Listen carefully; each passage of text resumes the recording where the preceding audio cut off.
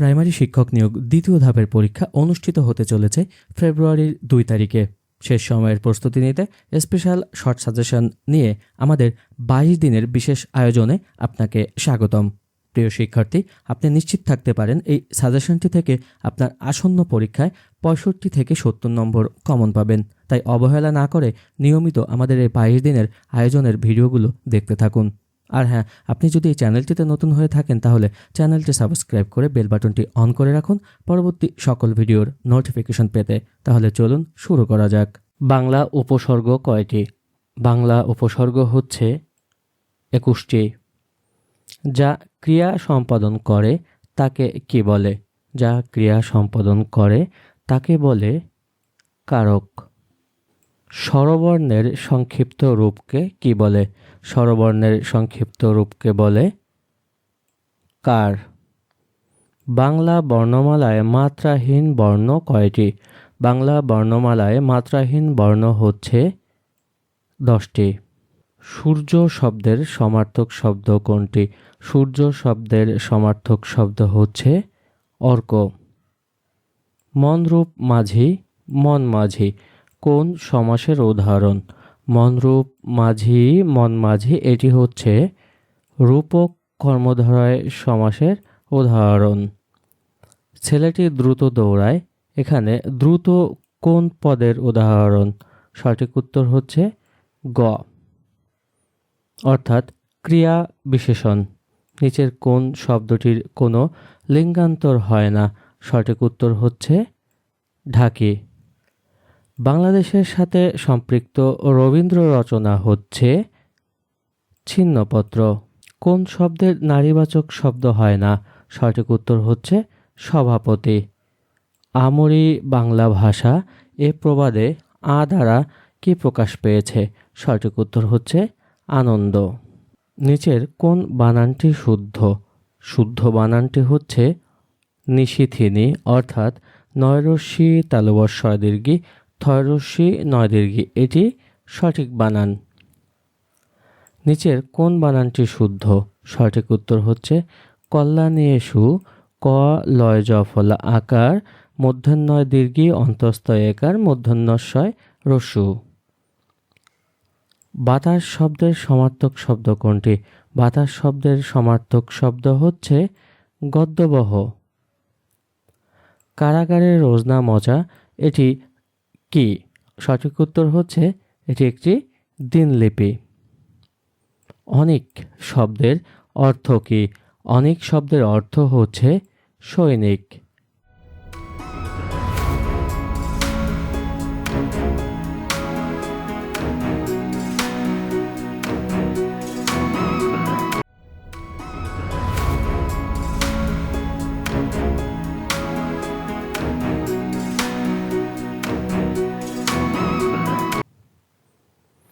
প্রিয় শিক্ষার্থী, আপনি যদি এই সাজেশনটি সংগ্রহ করতে চান তাহলে এই নম্বরটিতে হোয়াটসঅ্যাপের মাধ্যমে আমাদের সাথে যোগাযোগ করতে পারেন। বাংলা সাজেশনে 2000+ প্রশ্ন রয়েছে। শরৎচন্দ্রের প্রথম উপন্যাস কোনটি? শরৎচন্দ্রের প্রথম উপন্যাস হচ্ছে বড় দিদি। বীরবলের হালখাতা গ্রন্থটি কোন ধরনের রচনা? সঠিক উত্তর হচ্ছে প্রবন্ধ। রবীন্দ্রনাথ ঠাকুর সোনারতরী কোথায় রচনা করেন? রবীন্দ্রনাথ ঠাকুর সোনারতরী রচনা করেন শিলাইদহ বসে। বাংলা ভাষা ও সাহিত্যের প্রাচীনতম শাখা কোনটি? বাংলা ভাষা ও সাহিত্যের প্রাচীনতম শাখা হচ্ছে কাব্য। অদ্য শব্দটি কোন ভাষা রীতির উদাহরণ? সঠিক উত্তর হচ্ছে সাধু। অদ্য এই শব্দটি সাধু ভাষা রীতির উদাহরণ। বিপদ এবং দুঃখ একই সঙ্গে আসে, এই বাক্যটি হচ্ছে যৌগিক বাক্য। সকল শিক্ষকগণ আজ উপস্থিত, এই বাক্যটি কোন দোষে দুষ্ট? সঠিক উত্তর হচ্ছে বাহুল্য দোষে। একটি আদর্শ বাক্যে কয়টি গুণ থাকা আবশ্যক? সঠিক উত্তর হচ্ছে 3টি। ভাষার ক্ষুদ্রতম একক কোনটি? ভাষার ক্ষুদ্রতম একক হচ্ছে ধ্বনি। যেখানে বাঘের ভয় সেখানেই সন্ধ্যা হয়। বাক্যটি গঠন অনুসারে জটিল বাক্য। কোনটি ক্ষুধার্ত শব্দের সন্ধিবিচ্ছেদ? এখানে ক্ষুধার্ত শব্দের সন্ধিবিচ্ছেদটি হচ্ছে ক্ষুধা যোগ ঋত। নিচের কোন শব্দটি ভুল? সঠিক উত্তর হবে শ্রদ্ধাঞ্জলি, কারণ এটির সঠিক বানানে লেখা হয়নি। নিচের কোন বানানটি ভুল? সঠিক উত্তর হচ্ছে শ্রদ্ধাঞ্জলি। নির্মল শব্দের বিপরীত শব্দ কোনটি?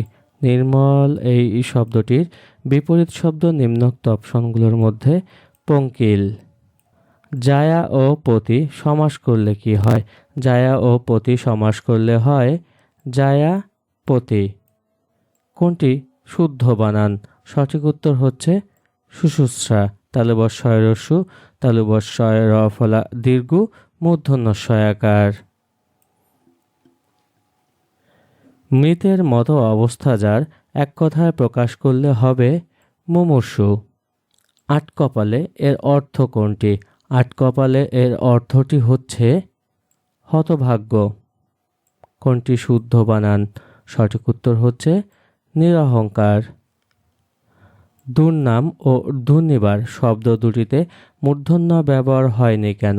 সঠিক উত্তর হচ্ছে সমাসবদ্ধ পদ বলে।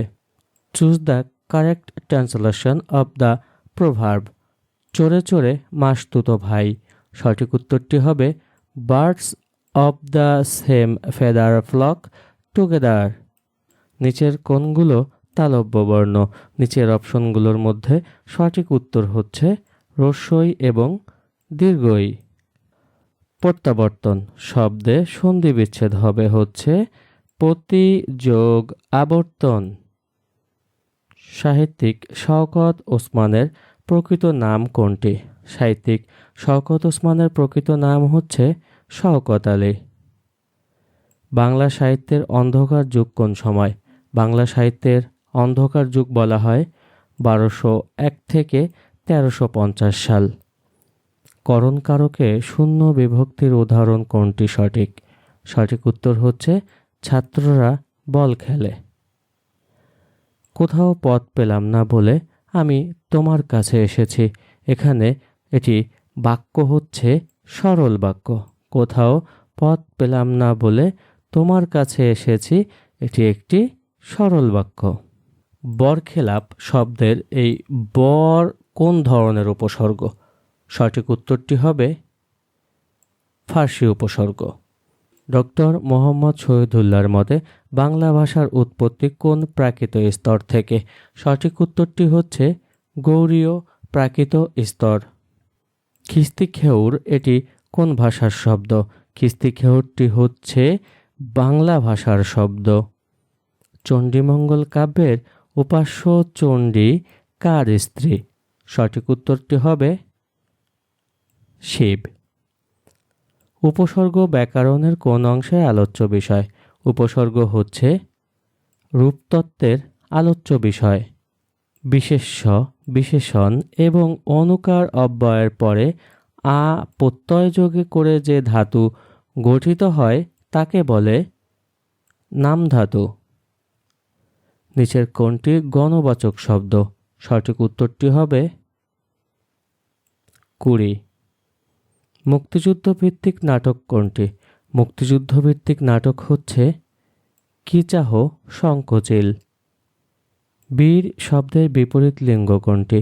বীর শব্দের বিপরীত লিঙ্গ হচ্ছে বীরাঙ্গনা। মানুষ মরণশীল এ বাক্যে মানুষ শব্দটি কোন লিঙ্গ?